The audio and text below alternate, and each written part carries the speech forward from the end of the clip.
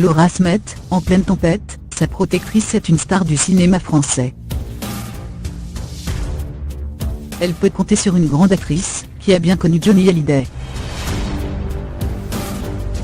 Lorsque Laura Smet, sur la scène des Césars 2018, pour ce qui était sa première apparition publique depuis la mort de son père Johnny Hallyday, confia son bonheur de retrouver son autre famille, celle de cinéma, elle ne mentait pas. Plusieurs personnalités du 7e art se sont exprimées en faveur de Laura et de son frère David Hallyday dans l'affaire du testament de Johnny, qui les oppose à Laetitia et son clan. Mais l'une de ces stars a préféré le silence, alors qu'elle a bien connu le taulier, pour se poser, discrètement, comme l'ange gardien de la belle Laura. Et cette vedette n'est autre que Catherine Deneuve. En effet, large jusqu'à Gérard Depardieu, tout le monde a donné son avis sur ce fameux testament, et les enfants aînés déshérités, la grande Deneuve est restée silencieuse. Ce qui ne l'empêche pas de s'afficher aux côtés de Laura Smet, comme voici le prouve, photo à l'appui, dans son hebdomadaire du 16 mars 2018. Le magazine écrit que l'iconique actrice s'est montrée particulièrement protectrice envers Laura, alors que les photos montraient Laura et la comédienne à la sortie d'un déjeuner à Paris. Cette dernière aurait tout fait pour lui changer les idées. Catherine, le premier amour de Johnny. Il faut dire que Catherine Deneuve connaît bien la famille Hallyday, et notamment Johnny.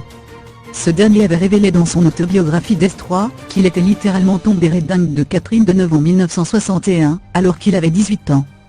Je ne sais pas encore que c'est sur le tournage des Parisiennes, que je vais rencontrer l'un des grands amours de ma vie. Je suis tombé fou amoureux de Catherine Deneuve, le jour même où je l'ai rencontrée. Pour moi elle incarnait l'idéal féminin, dit-il.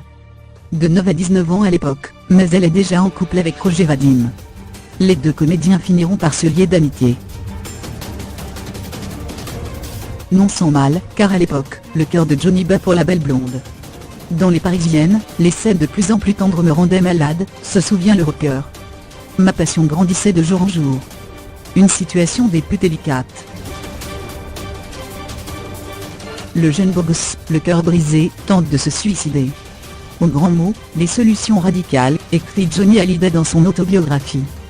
Il ne me restait plus qu'à mourir. Au volant de ma Triumph, j'ai bloqué le compteur sur l'autoroute de l'Ouest. Au moment où j'allais lâcher mes mains du volant, et rejoindre Jimmy Day en enfer, panne d'essence. Mon sort ne serait pas celui des héros romantiques, et des martyrs de la génération perdue. Le ridicule et le comique de la situation m'ont guéri définitivement. Mais Catherine reste le grand et bel amour de mes 18 ans. La tendresse et l'amitié sont restées.